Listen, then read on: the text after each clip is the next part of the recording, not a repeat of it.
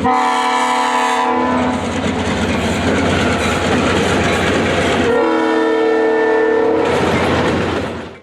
is one of the most recognizable passenger railroads in the United States, and it's a system with almost 500 miles of lines serving the greater Chicagoland area, a region known as the train capital of the United States. Not only is it home to the L and the terminal for most long-distance Amtrak trains, but it's also the crossroads of 6 of the 8 Class I freight railroads in North America. It's safe to say that Chicago is in the big leagues of railroading, and its commuter rail is no exception. Metra has the highest track mileage and third highest ridership of any commuter rail in North America, so today, on my new series, Railroad Review, we'll be learning about the past, present, and future of Metra. Our story begins in the mid-1970s when the Burlington Northern, Milwaukee Road, Chicago Northwestern, and Illinois Central were running their own privately funded commuter trains in the Chicago area. The 70s were a terrible time to be running a passenger railroad, as people stopped taking trains in favor of flying and driving, so in turn, most of these passenger trains were hemorrhaging money. By 1974, many privately funded passenger trains were beginning to see decreases in service as a cost-cutting measure for these railroads. Seeing this decline of passenger rail in the region, in 1974, the Illinois General Assembly formed the Regional Transportation Authority, which was to rule over all public transportation in Chicagoland. Much like Amtrak did a few years prior, the RTA took over the operations of privately run trains with hand-me-down equipment. Unlike Amtrak though, the RTA merely operated the trains, but they were still controlled and marketed as private railroads.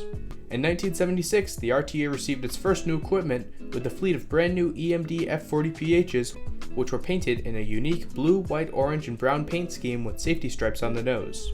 These new F40s proved reliable, still seeing service to this day, but they were also extremely iconic, not only establishing the RTA as a worthy operator of Chicago's commuter rail, but also being seen in many movies shot in the greater Chicagoland area, such as here in Home Alone.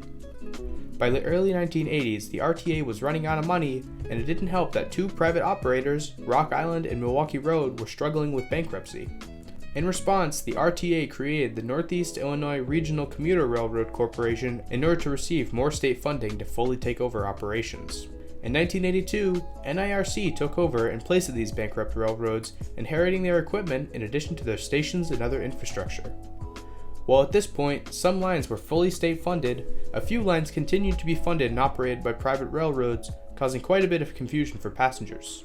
Seeing this new issue, in 1985, all commuter trains in the region were renamed to Metra, or Metropolitan Rail. Metra has been the informal name of these trains ever since, but they're still legally recognized as the commuter rail division of the RTA, and most equipment still bears the RTA logo on it. Chapter 2. Present. Nowadays, Metra operates a total of 11 lines across Chicagoland, but they're not all the same. While all lines use the same state-owned equipment, 4 lines are officially operated by privately funded freight railroads such as Union Pacific and BNSF, meaning that their crews don't work for Metra, rather working for their privatized host railroads. Naturally, since Chicago is the crossroads of countless different railroads, Metra trains use 4 different terminals in Chicago, those being Union Station, the terminal of 6 lines including the BNSF line and all Amtrak trains in the city, Ogilvie Transportation Center, the terminal of 3 lines, all of which are operated by the Union Pacific, LaSalle Street, the terminal of only 1 line, and Millennium Station, the terminal of the electrified Electric District and NICTD South Shore Line to South Bend, Indiana. All lines use similar diesel-powered equipment, obviously with the exception of the Electric District, so let's talk about that first. For the most part, Metra cars are all the same, being based off the tried-and-true gallery design, but they don't all bear that name. Metra's Electric District uses a fleet of gallery-based electric multiple unit trains known as Highliners, but their interior designs are the same as gallery cars.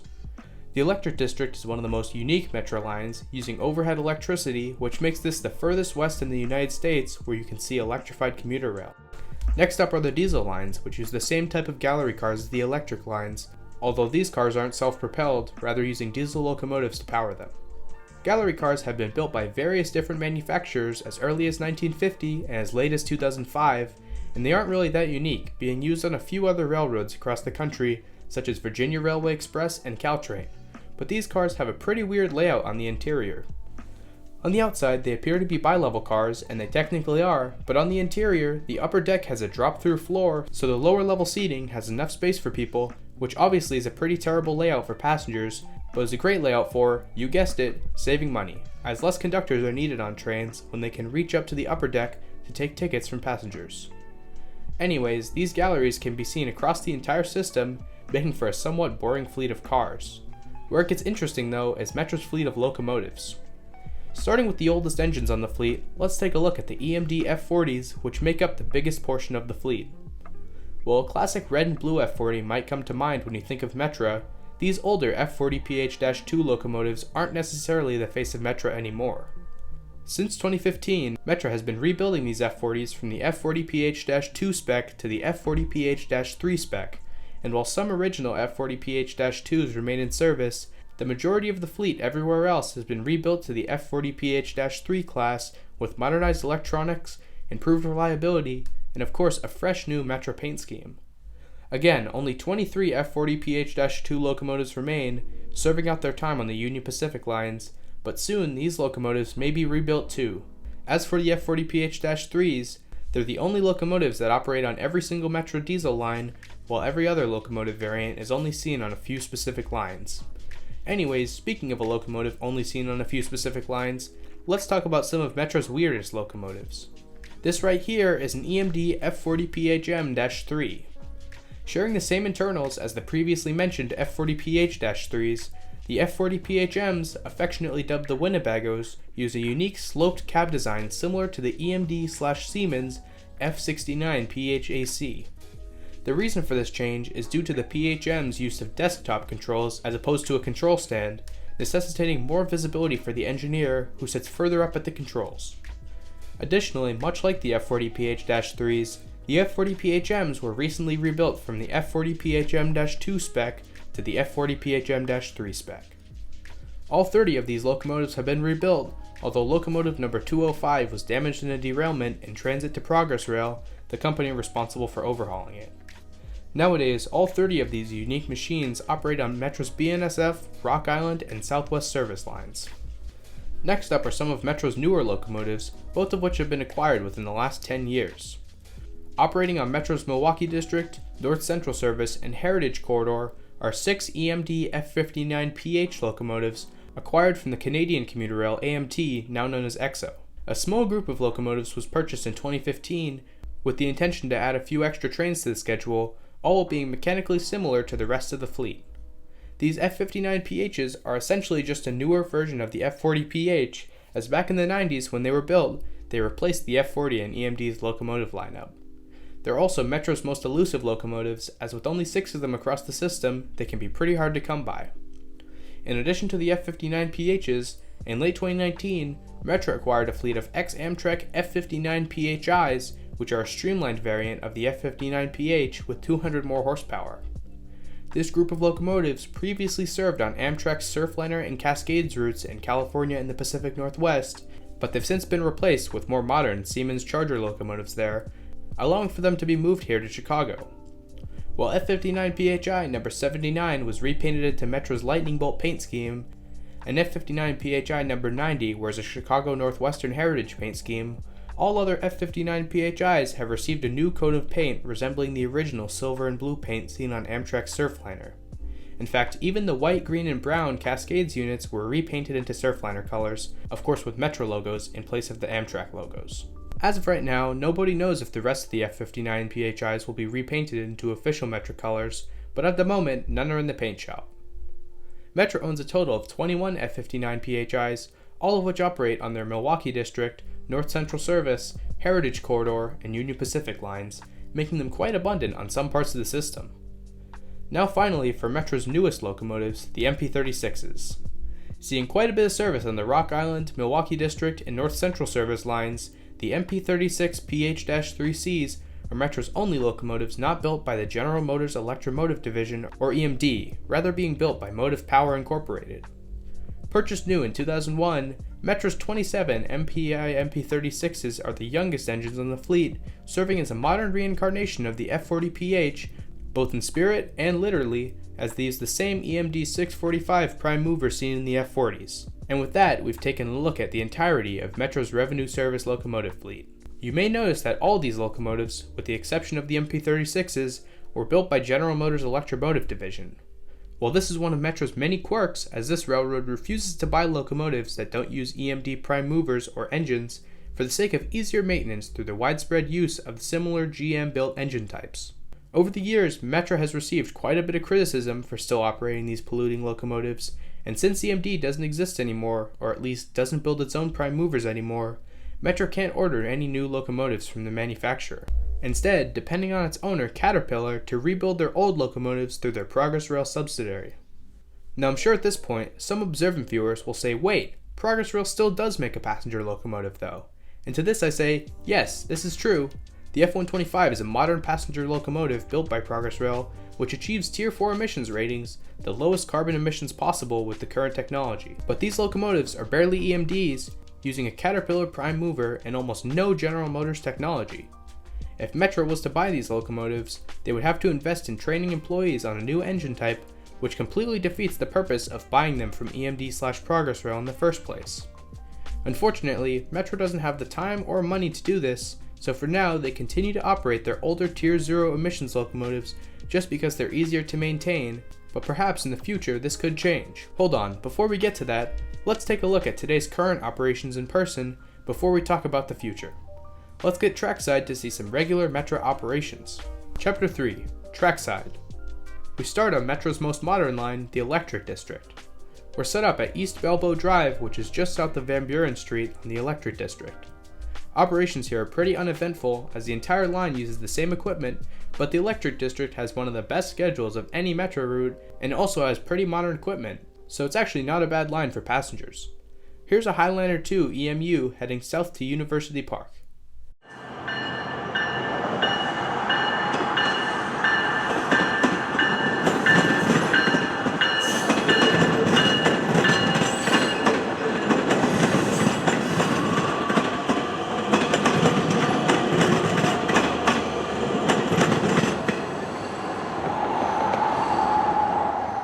Next up, let's head to Roosevelt Road, which is a spot where one can see trains heading south from Union Station under Chicago's iconic skyline. Here's an inbound BNSF line train from Aurora with an F40 PHM pushing it. This locomotive design is unique to Metra, and unfortunately, this would be the only time I would see one on my trip.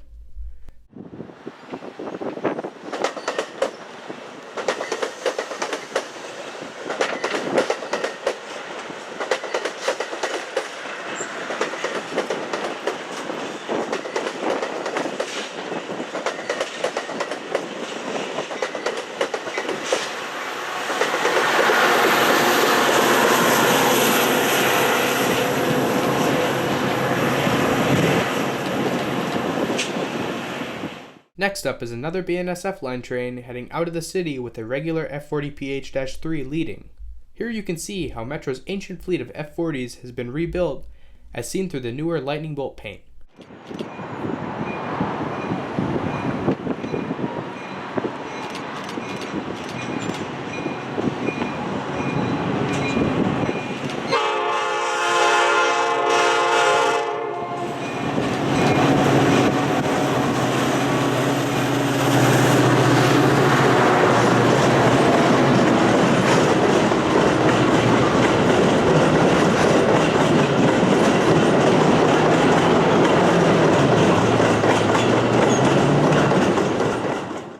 Finally, let's go to another iconic Chicago railfanning spot. This is the Clinton Street Underover, which is where the tracks heading north from Union Station pass under the tracks coming out of Ogilvie Transportation Center. Let's start off with the Union Pacific West Line train with an ex-Amtrak F59 PHI leading.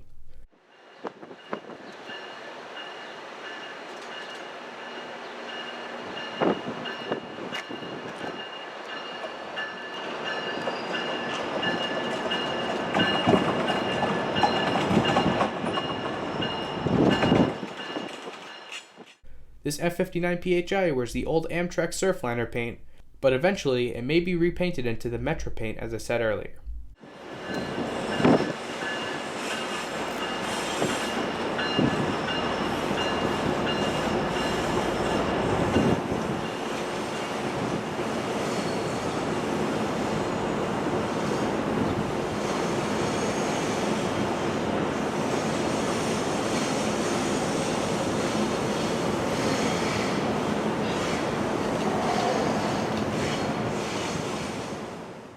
Finally, we'll see what this spot is known for, being a spot where you can see a train fly over. Here's an outbound from Ogilvie with a non-rebuilt F40PH-2 flying over another outbound with an MP36 leading.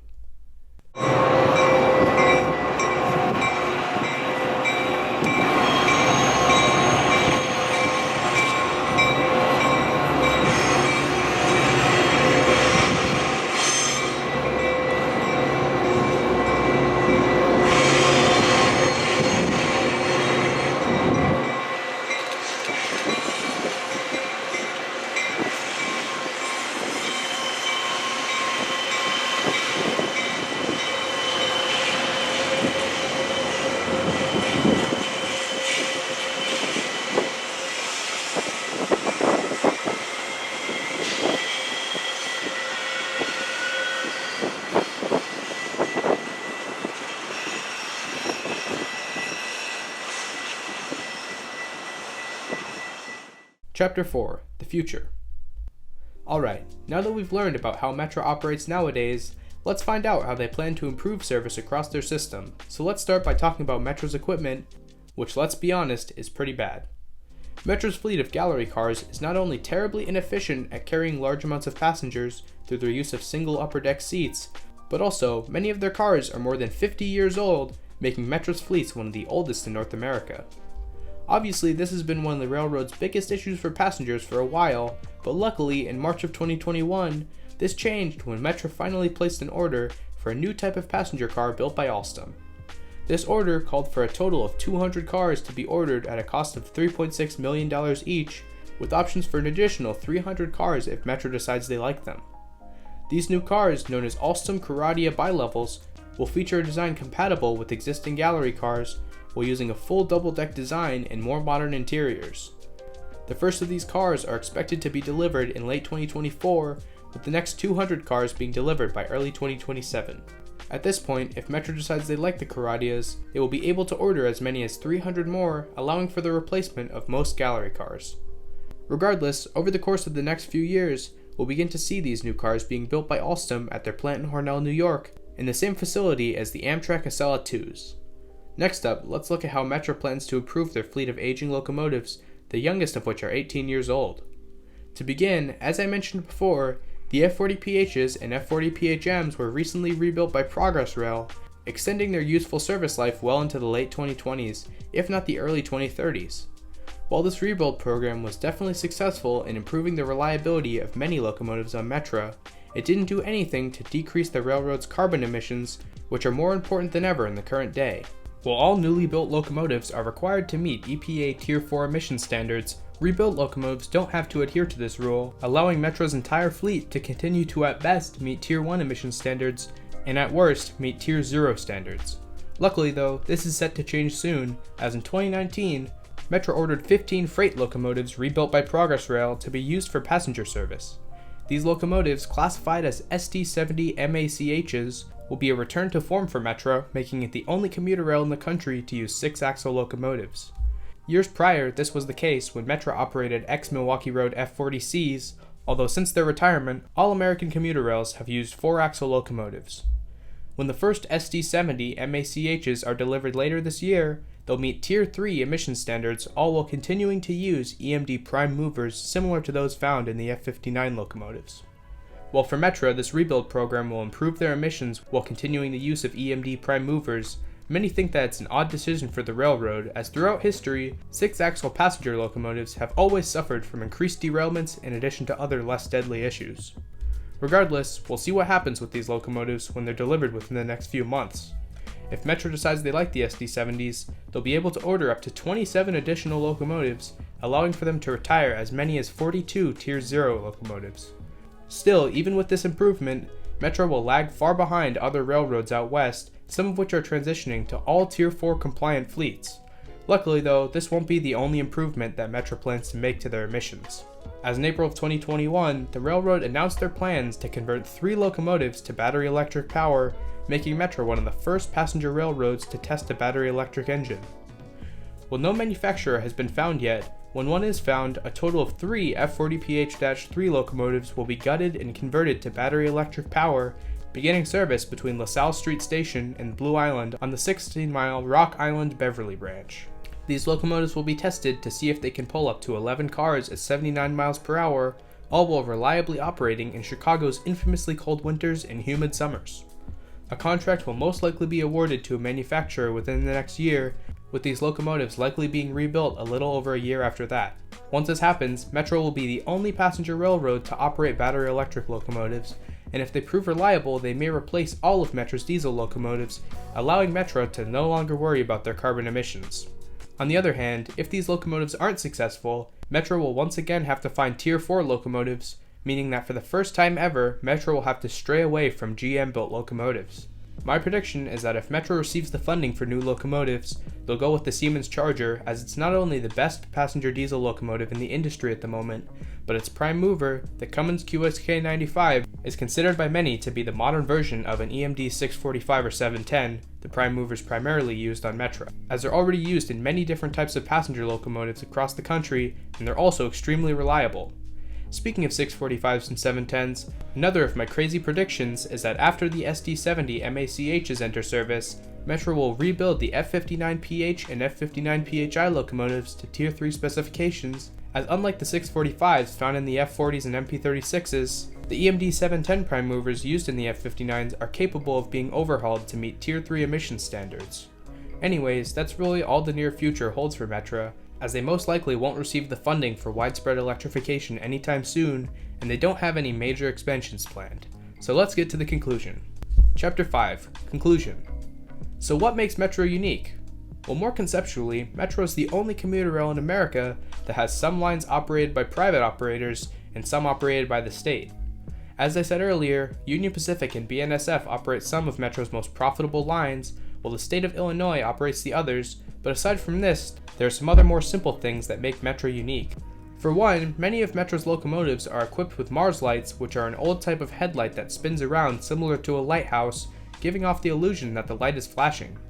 These lights, once commonplace on the railroad in America, are now only seen in a few different places, with Metra being one of the most modern examples.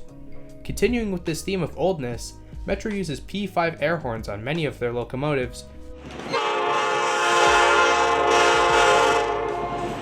which again were very common back in the day, but are now quite uncommon. I don't know why, but Metra loves doing things the old school way, with their entirely GM-built fleet of locomotives, their 1950s era cars, their Mars lights, and their horns. Now for their unique locomotives. Metra is the only operator of F40 PHMs, also known as the F40s with sloped cabs, which yes is a pretty minor thing, but is definitely interesting. Now for the future stuff. In a few years, Metra will be the only operator of passenger battery electric locomotives through their use of the battery-powered F40s, and they'll be the only commuter rail in America to operate 6-axle passenger locomotives with their SD70 MACHs. Overall, Metra is not only a super iconic railroad, but also an infamously antiquated, stubborn, and underfunded commuter rail serving the rail capital of North America, and for that, I think Metra deserves a lot of respect, or at least acknowledgement. Chapter 6, Railroad Review Explained. So there you go, that was the first episode of my new series, Railroad Review. All this footage is from my trip to Chicago last summer. Originally, I planned to make this video months ago, but school has kept me from getting things done with YouTube. Luckily though, it's summer now, so I can put as much time as I want into YouTube, meaning that I can finally get out the videos that have been in the works for a long time. As with the rest of my footage from Chicago, that'll be uploaded alongside this video. Anyways, hopefully if this new series is relatively well received, I'll make more episodes of this series, as I have plenty of footage from other railroads which I'll eventually make into episodes of Railroad Review. So with that, thanks for watching, and I'll see you very soon in another video.